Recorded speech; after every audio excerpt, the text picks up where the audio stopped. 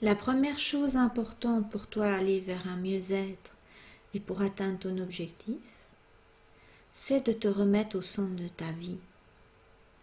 C'est toi la personne essentielle, c'est toi le héros de ton histoire.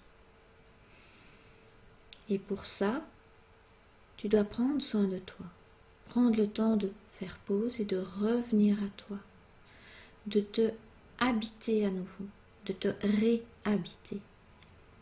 Comment je me sens? Comment je me sens dans mon corps, dans mes pensées, dans mes émotions? Être conscient de ce que je vis ici et maintenant, de mon ressenti. Faire preuve de douceur avec moi, me cocooner, ne pas trop souvent me challenger, mais vraiment avoir l'équilibre. Je me challenge, je me repose, un peu comme une respiration. Mais dans une respiration, si on veut bien s'oxygéner, il faut vraiment bien inspirer et bien expirer. Et à chaque fois, on va caresser nos zones de confort pour aller un pas plus loin la fois suivante. Et parfois, on va se challenger tout simplement en dépassant notre zone de confort et puis en revenant.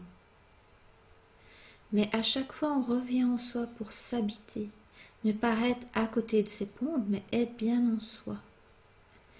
Et quand on s'habite, on va vraiment écouter notre corps, nos pensées et nos émotions. Et on va être dans l'instant présent pour vivre pleinement. On ne va pas se perdre dans le passé ou le futur. Le passé n'existe plus. Quand je pense au passé ou quand je pense à mes souvenirs, c'est dans l'instant présent que je pense à cela. Donc je reconstruis mes souvenirs. Elles vont être teintées de l'humeur de ma journée. Si j'ai un filtre vert, ça va. Si j'ai un filtre noir, oulala, tout s'est passé pire que ce que ça s'est passé.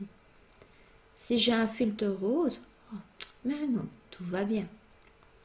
Donc tout va dépendre de comment je me sens. Le passé n'est qu'une illusion, n'existe plus. Mais oui, c'est une réalité. Les conséquences du passé sont toujours là.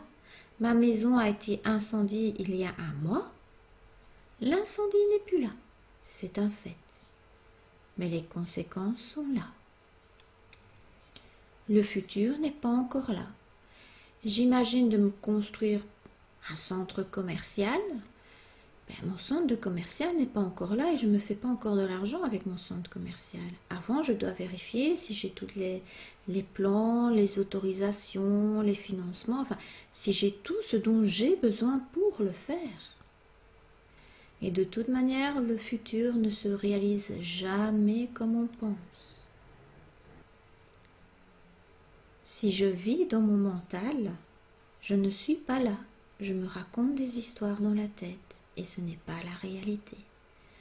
Donc c'est vraiment revenir ici et maintenant pour être vraiment présente, avoir un impact, une présence, avoir un impact sur ce que je souhaite, prendre toute mon énergie et la diriger vers ce que je souhaite faire, être aux commandes de mon navire. C'est essentiel. Et en étant vraiment là, je suis en lien avec l'autre. En étant vraiment là, je peux voir l'iceberg qui vient devant moi pour l'éviter. Je peux agir. Ne pas me laisser emporter par le flot de la vie, mais me diriger, me ramener tout doucement vers la berge. Je peux vraiment avoir un impact si je suis pleinement présente. Respirer, se centrer sur soi en restant dans l'instant présent aide. Respirer aide à accueillir les émotions, les informations.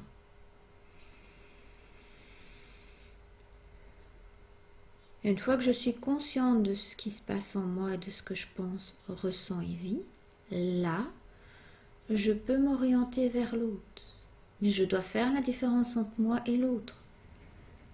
Souvent, je pense que l'autre pense comme moi. Fatale erreur. Souvent, je crois que l'autre a les mêmes émotions que moi. Fatale erreur aussi. Souvent, on commet des erreurs en pensant que l'autre pense et ressent, aime les mêmes choses que nous. Il faut toujours vérifier, reality check. On évite de nombreux malentendus grâce à ça. Parfois même, lorsque l'on dit quelque chose, on ne dit pas ce qu'on se pense. Ou tout compte fait, ça n'a pas le sens que l'on aurait aimé et on réalise qu'on s'est trompé. Même si on répète mot à mot, ça peut arriver. Les plus grandes erreurs que l'on commet, par exemple, c'est avec les SMS. Je lis mon SMS, on me dit oui. Oula, il est fâché, il m'a simplement dit oui. Mais ça tombe, il a vite dit oui parce qu'il conduisait et qu'il ne savait pas faire autrement ou qu'il discutait avec quelqu'un. Une réponse ne veut pas simplement dire les mots. Il y a tout ce qu'il y a autour. Et lorsque l'on interprète, il faut toujours vérifier. Ne jamais interpréter, c'est la plus haute forme d'intelligence, comme disait le Dalai Lama. La plus haute forme d'intelligence, c'est d'observer. J'observe, je constate, je vérifie. J'observe les faits, ce qui me permet de me détacher des émotions. On va retomber par rapport à la communication non violente.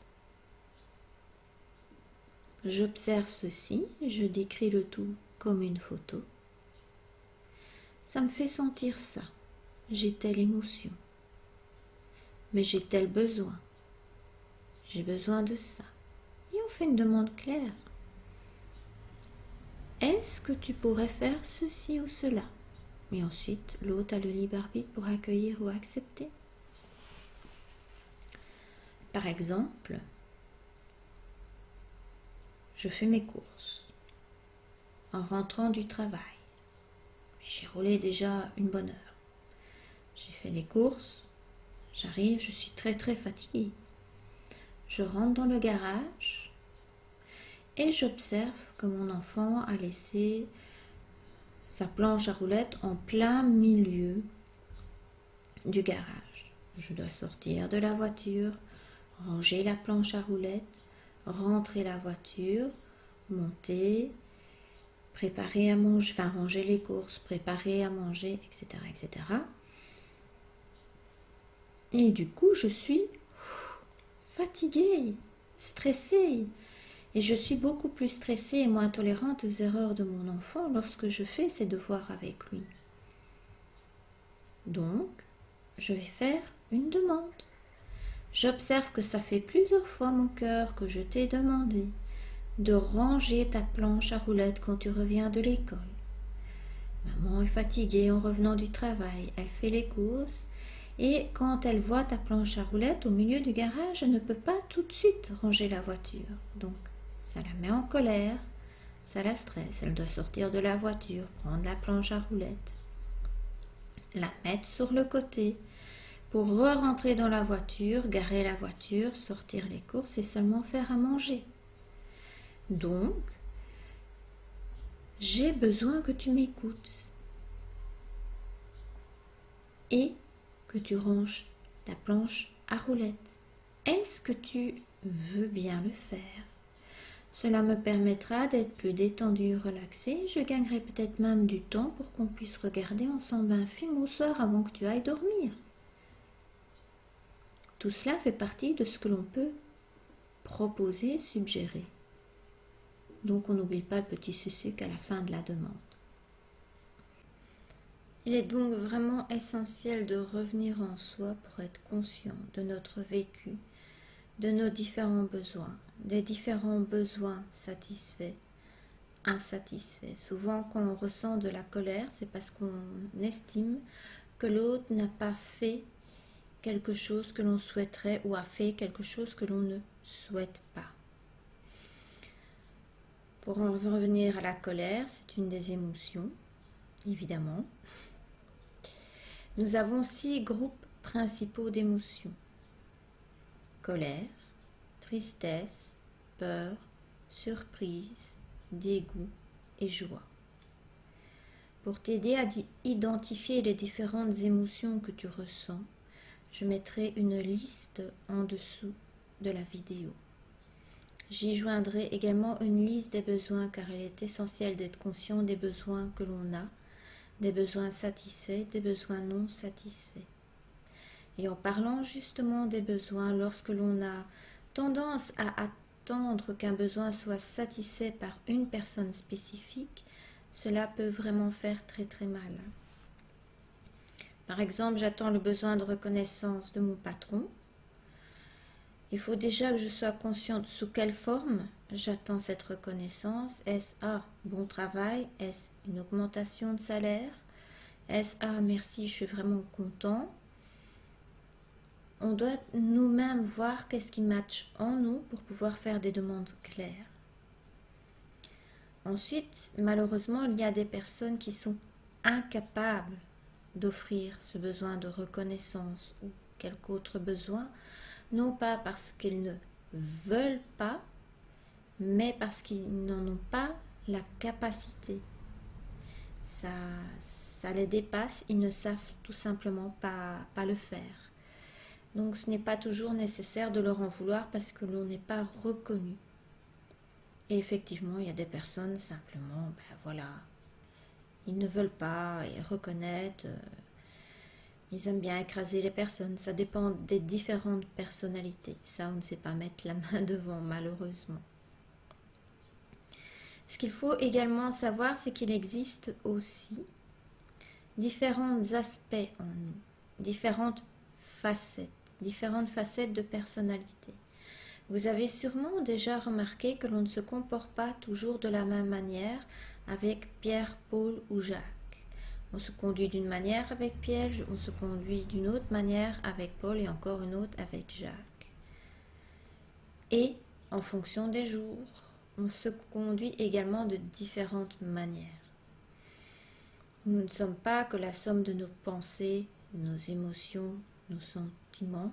On est un ensemble de tout et on change et on évolue en permanence en fonction des interactions qu'on a avec le monde extérieur, en fonction de nos expériences. À l'intérieur de nous, on a toute une famille. On n'est pas seul dans la tête. Non, je rigole. En fait, on a différents aspects, différentes parts de nous. On peut plus facilement les reconnaître en observant nos émotions. On peut éprouver différentes émotions en même temps. Par exemple, notre compagnon nous invite au restaurant et il a un empêchement de dernière minute. On continue à aimer notre compagnon, mais on est très en colère par rapport à lui. Et s'il ne nous prévient pas tout de suite, on peut commencer à s'inquiéter si on n'est pas parti ensemble. Est-ce qu'il a eu un accident? Est-ce qu'il s'est passé quelque chose? Ça fait déjà 3 émotions différentes, 3 facettes de notre personnalité. Et la colère est sûrement plus prononcée lorsque l'on attend et qu'il n'arrive pas, qu'il est vraiment en retard. Après, on a peut-être un coup de fil. Ah, désolé, j'ai eu un imprévu, je vais arriver en retard. On se calme, on s'apaise et au lieu d'être apeuré, triste, on va être soulagé. Peut-être encore un peu avec de la colère qu'il aurait pu prévenir plus tôt ou peut-être pas. Mais nos émotions vont déjà changer à ce moment-là. Et on peut faire un peu des contrats avec nos facettes. Si on a une facette qui est vraiment très très mal et qui a vraiment très très envie de pleurer, mais que ce n'est pas le moment parce qu'on est en pleine réunion, on peut tout simplement demander à cette facette est-ce que, voilà, j'ai entendu, tu me sembles triste, mais ce n'est pas le moment d'exprimer notre tristesse, d'éclater ensemble. Donc l'eau, j'entends bien, je m'occuperai de toi lorsque l'on sera rentré ou lorsque l'on sera un peu isolés tous les deux. Ou j'appellerai mon thérapeute pour lui en parler. Est-ce que, tu veux bien conserver la force et que l'autre facette qui montre une belle image et qui sait gérer la situation prenne le dessus? Je m'occuperai de ça plus tard. C'est quelque chose qui fonctionne très très bien, à condition de vraiment tenir ce que l'on a promis. C'est-à-dire qu'il faut vraiment prendre le temps pour soi, pour respirer et accueillir toute la tristesse et écouter ce que cette part de nous a à nous dire. Si on ne le fait pas, ça ne marchera pas une seconde fois. J'ai eu une expérience une fois en suivant une formation continue. On faisait des binômes et un des binômes s'est très très mal passé. Je suis rentrée en piteux état chez moi et je sentais lorsque j'étais sur l'autoroute que si j'allais continuer, ça n'allait pas le faire. J'allais éclater en sanglots et je n'allais pas savoir me retenir. J'ai donc fait un pacte avec la part en moi de tristesse en lui disant « écoute, lorsque je rentrerai à la maison, lorsque j'arrive à la maison, directement, je téléphone à mon collègue pour pouvoir évacuer un peu et m'apaiser, me soulager. » Instantanément, alors que j'avais les larmes qui montaient aux yeux, je me suis vraiment réalignée et j'ai pu conduire sans souci. Arrivée chez moi, j'ai commencé à me sentir comme dans du coton. Vraiment, de l'eau du coton, je sentais que ça n'allait pas et que j'allais exploser avant d'arriver. J'étais vraiment très très mal. Et malheureusement, je n'ai pas su me stationner avec une place très facile pour moi. J'ai carrément dû laisser ma voiture au milieu du parking et aller chercher des connaissances pour qu'ils stationnent ma voiture correctement. Je n'aurais pas pu la conduire pour la mettre dans mon garage et la stationner. Mes amis m'ayant vu étaient vraiment inquiets parce qu'ils voyaient que ça n'allait vraiment pas. Mais une fois que je suis rentrée chez moi, j'ai pris mon téléphone avec déjà rien que rentrer chez moi, je me sentais mieux. J'ai pris mon téléphone avec l'intention de téléphoner à mon collègue. Et ma part était complètement apaisée, calmée. Je l'avais bien entendue, j'ai bien respecté mon deal avec elle. Et ça a passé tout simplement. Donc les parts de nous prennent vraiment tout mot à mot. Il faut aussi le savoir. Il est donc vraiment très important de bien s'occuper de soi, de vivre dans l'instant présent, d'utiliser la respiration pour s'aider, accueillir tous les ressentis en se centrant et donc en étant conscient de ce que l'on vit. Ne pas lutter contre, on gaspille notre énergie, reconnaître ce qui est et ensuite on choisit de changer. De tenir compte des différentes facettes, parts de nous. De prendre soin de nous et de nos différentes parts.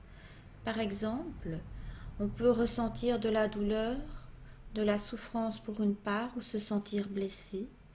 Un acte simplement symbolique que l'on peut faire, c'est tiens, je vais m'occuper de cette part, je vais par exemple prendre un objet, c'est le premier objet que j'ai attrapé sous la main, je mets comme ça, avec l'intention, je m'occupe de moi, je m'occupe de ma part en souffrance.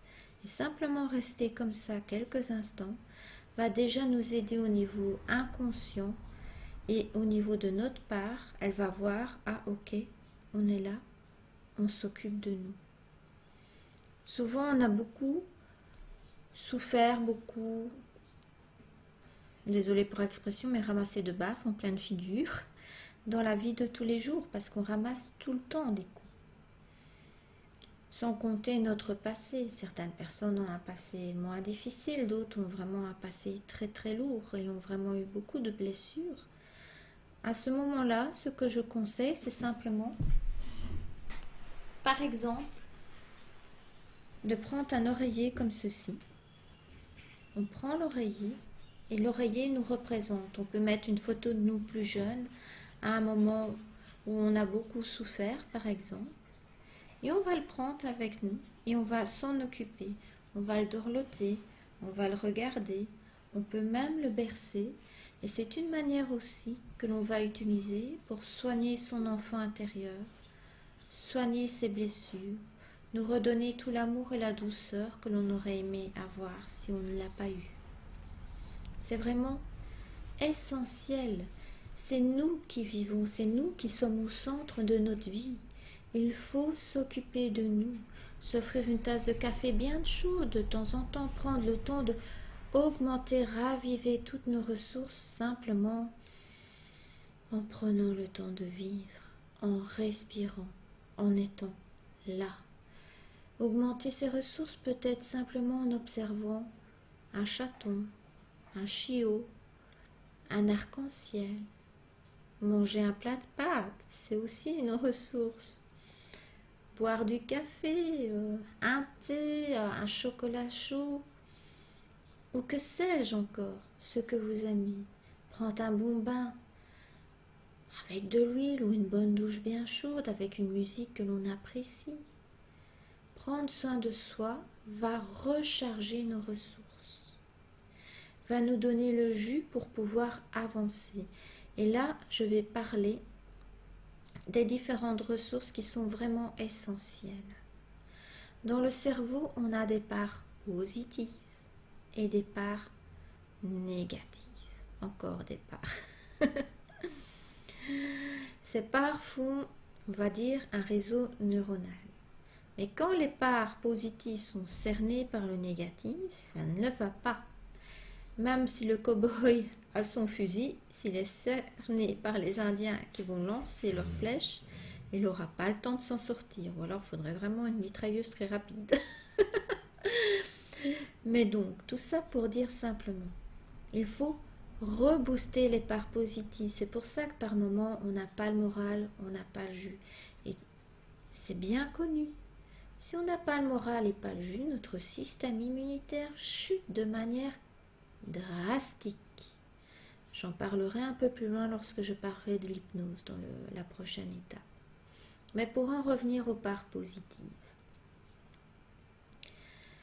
il faut suffisamment de parts positives pour pouvoir retirer le négatif. Ou sinon, ça ne va pas le faire.